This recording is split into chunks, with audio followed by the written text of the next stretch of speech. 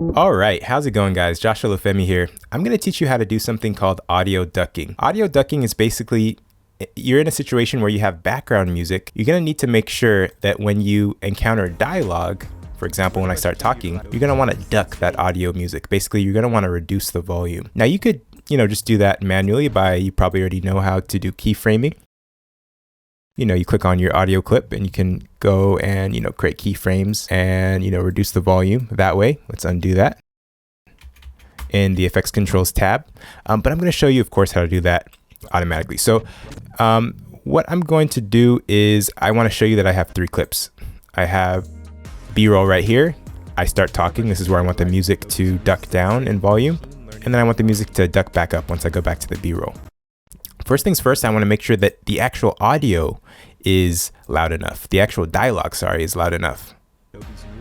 So what do I do? Well, you could just go here and you probably already know you can increase the audio right here, or you could increase the audio in the effects controls tab right here. Let's undo that.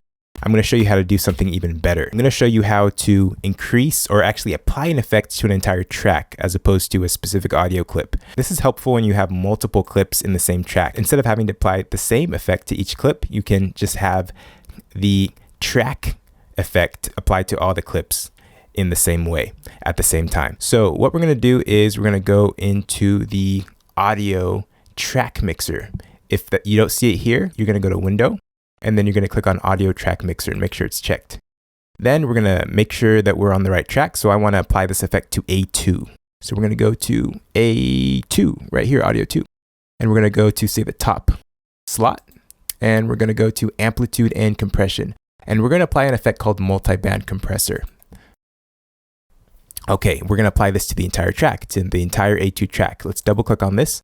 And then we're going to apply a preset, Broadcast. This is a really good preset that I like to use for when I'm talking. Okay, it increased it a little bit. I want to increase it a little bit more. I want my audio to peak at around -3. So let's increase the gain. Let's do it a little bit more. Let's go to like 11. Machine learning technology. Let's hear it again. It's pretty good. Now, I don't want it to peak. I don't want it to get to 0. So what I'm going to do is I'm going to go to margin and I'm going to make it go to -3.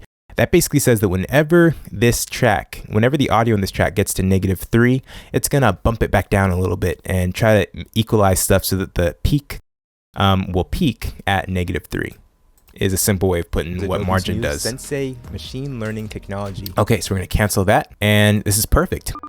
But first, of course, we're going to talk about Envato Elements. If you're watching this video, you're probably a video editor, and Envato Elements is a video editor's dream. It's a subscription service that gives you unlimited downloads of the most incredible stock footage, like cloud and fog overlays, aerial footage, fire, lightning. They also have incredible VFX packs, Premiere and After Effects templates, sound effects, royalty-free music, and literally anything you could ever want as a video editor. Just by clicking the link below, you will automatically get a free first month. You'll see that coupon for the free first month at the very, very end after you've finished signing up. And that's it. I use Elements literally in some regard every day. And this is perfect. We have the audio, the dialogue where I want it to be, but we still need to actually duck the music. How do we do that? How do we automate that? So what we're going to do is we're going to click on the music. And then we're going to go over to these tabs over here where it says Essential Sound. I'm using the effects workflow or workspace.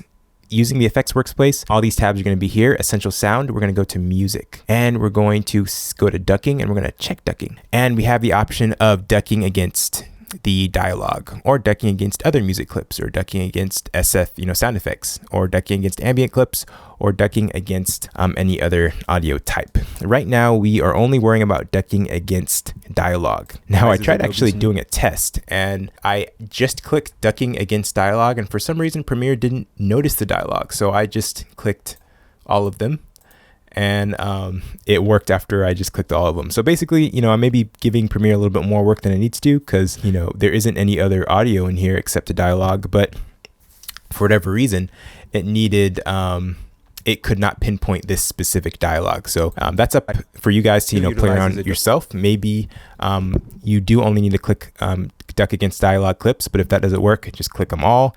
And if you click them all, I promise you Premiere Pro will find the dialogue and end up ducking against your dialogue. So okay, so what we're going to do now is we're going to have 3 different areas that you're able to choose as far as affecting this effect. You can affect the sensitivity. This is basically going to tell Premiere how sensitive you want this effect to be against the dialogue that it's listening to. So if you have your sensitivity too low, that's not going to be good, because what it's going to do is, instead of just ducking once at the beginning when it hears dialogue, then ducking once at the end back up to the normal volume at the end of the dialogue, it's going to want to, hear and listen to all the intricacies in the dialogue and duck in and duck out to adjust for each change, to each of the the nuances of the changes of volume within the dialogue. You don't want that. You don't want your music to be doing that. You just want once at the beginning, once at the end. So I would suggest, having a fairly high sensitivity. I'm gonna try it at 8.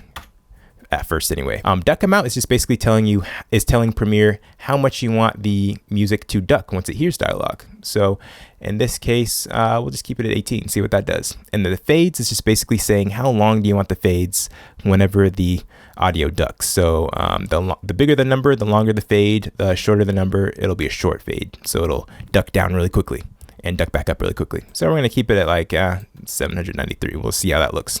All right, and then easy, you click generate keyframes. Bam, that happened in like 2 seconds, in a fraction of a second.